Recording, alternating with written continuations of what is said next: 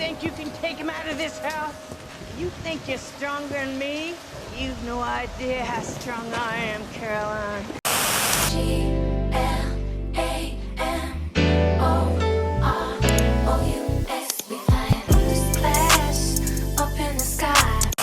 What would you do if you took a new job in a quiet Louisiana plantation home only to find out the place was hiding secrets, rituals, and something far more dangerous than ghosts?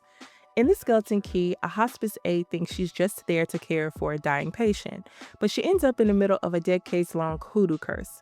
This movie proves that curiosity can get you caught up, and sometimes the scariest thing isn't what's haunting the house, it's what's waiting for you to believe. While watching this movie, I noticed some things, and I have my thoughts, but before we get to that, it's time to recap. So let's get into it. As the movie opens, we meet our main character, Caroline, as she reads to one of her patients who is transitioning. Caroline was a hospice aide who worked at a local nursing home. After helping her patient transition, she was told that since his family wanted nothing to do with him, to dump his belongings in the back. She yearned to look for a new job where there was more of a focus on care. She began to look for new jobs and saw a job in the newspaper for a hospice caretaker. She discussed this job with her friend and roommate, Jill. Caroline told Jill that she lost a patient that day and how she realized it was just a business for the nursing home. They weren't concerned about actually caring for the patients. Caroline felt this job could be a great opportunity for her and she could work the hours she needs and start nursing school. To her, it was a win-win. Jill was concerned about Caroline's work changing her, but Caroline didn't see anything wrong with a little change. So, Caroline goes to the swamps to meet her patient and their family. When she gets there, the door is open and no one answers, so she walks through the house. At the back of the home, she meets Luke, the family's estate lawyer. He tells her that Ben, the patient, has about a month to live and that his wife, Violet, was taking it hard. When Luke tried to introduce Violet to Caroline, she wasn't too excited to meet her.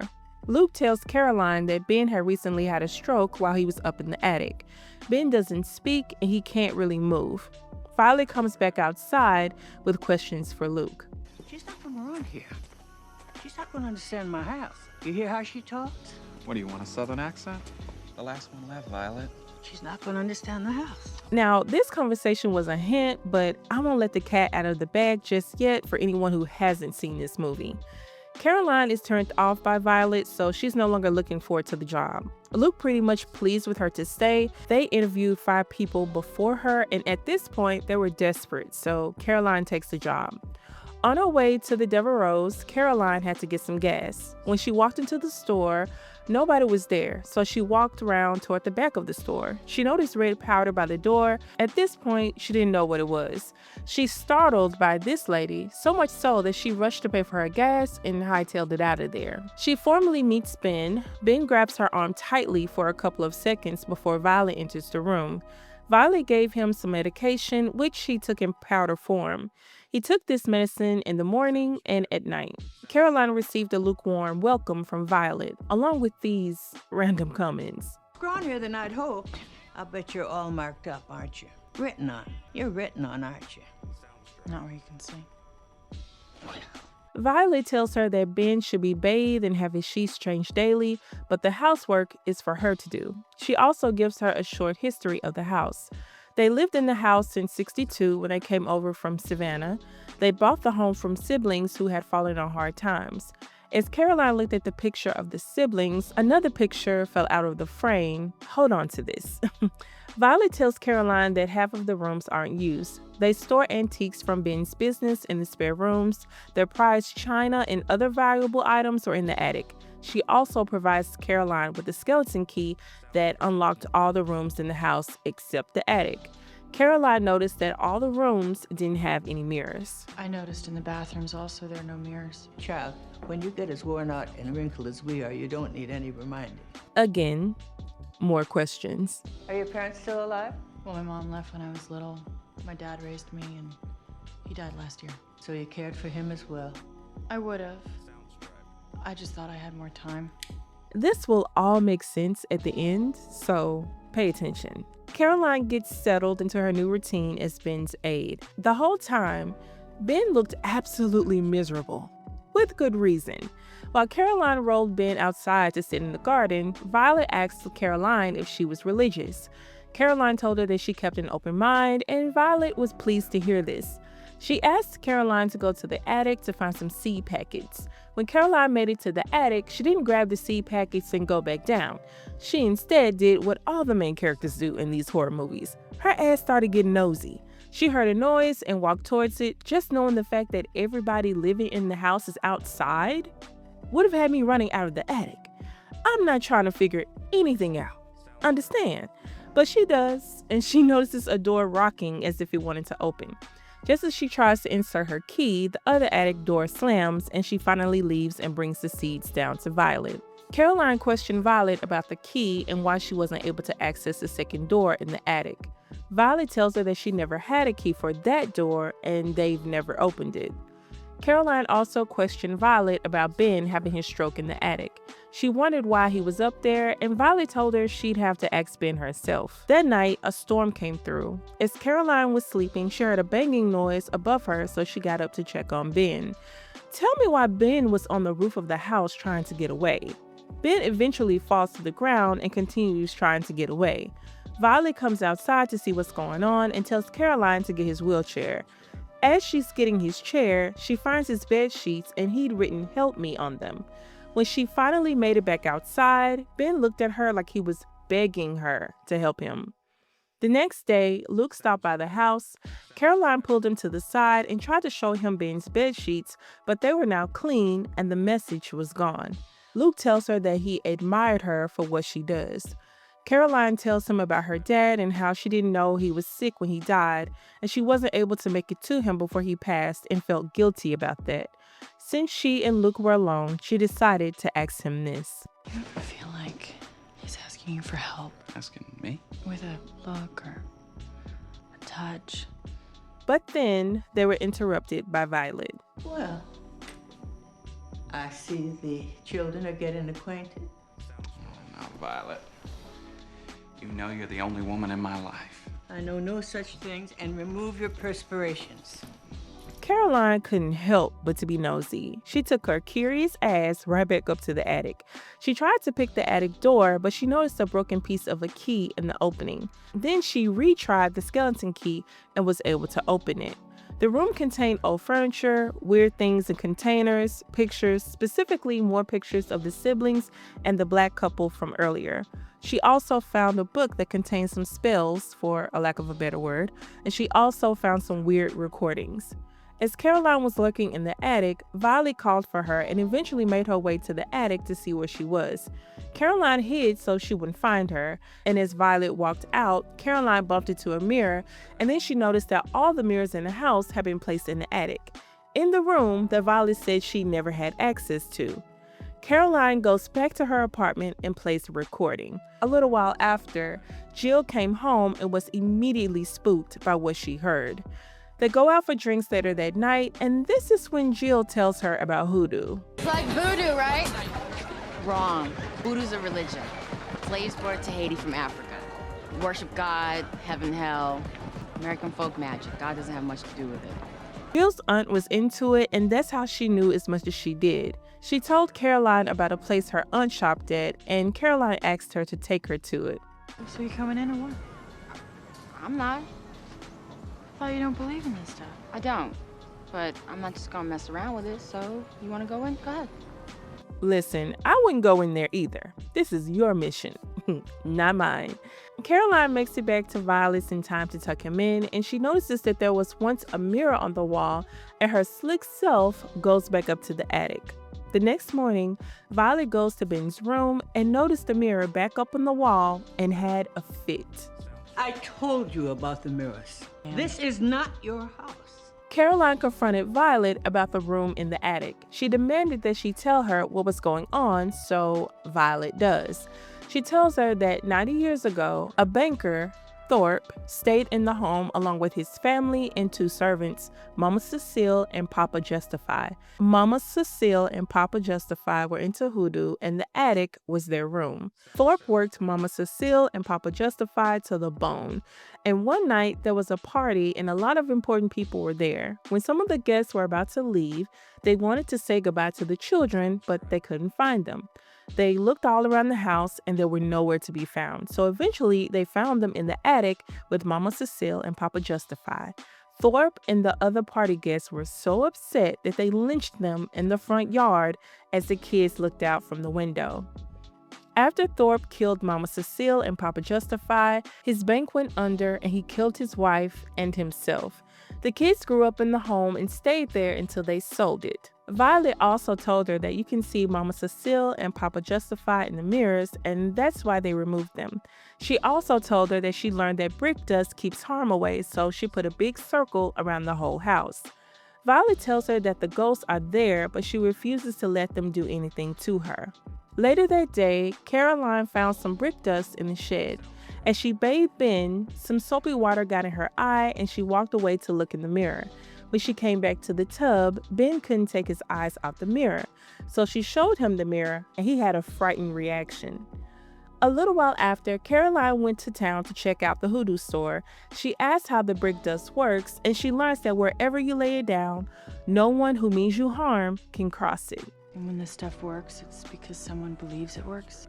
And if you thought magic made you sick, you might believe in a magic cure, right? Somebody been working roots on you. It's crazy how she glossed over the lady telling her someone had been actively working roots on her. That would have gotten all my attention, but Caroline asks about Ben's condition and learns what may have happened. Say I knew someone who believed he'd been Crossed.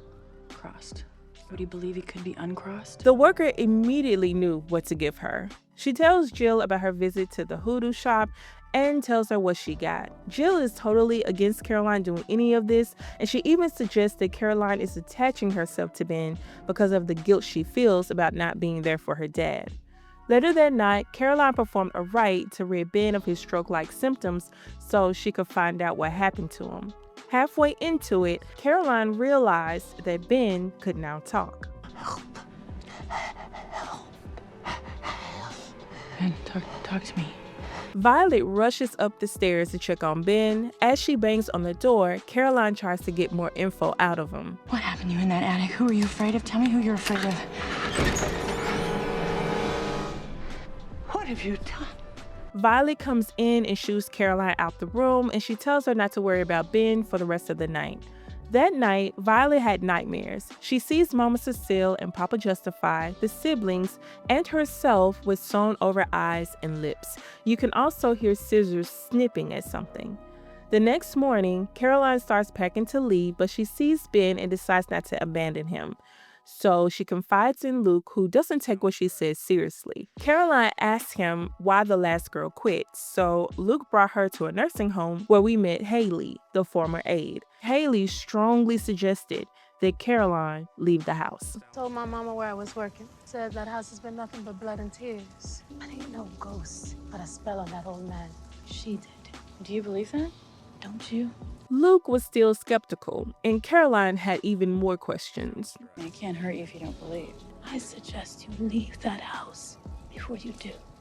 Caroline gets the bright idea to visit the gas station she went to when she first came to work for Violet. She finds her way to the back of the store where she meets the lady she ran into before.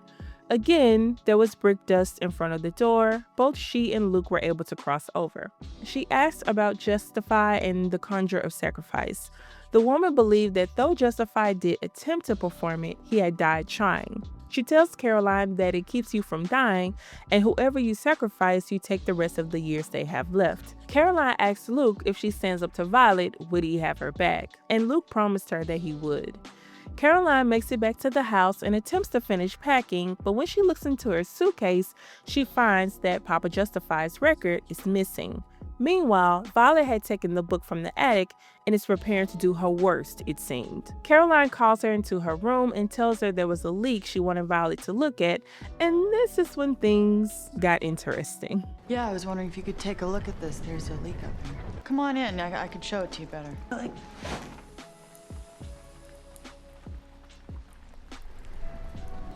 You're a funny one, Caroline.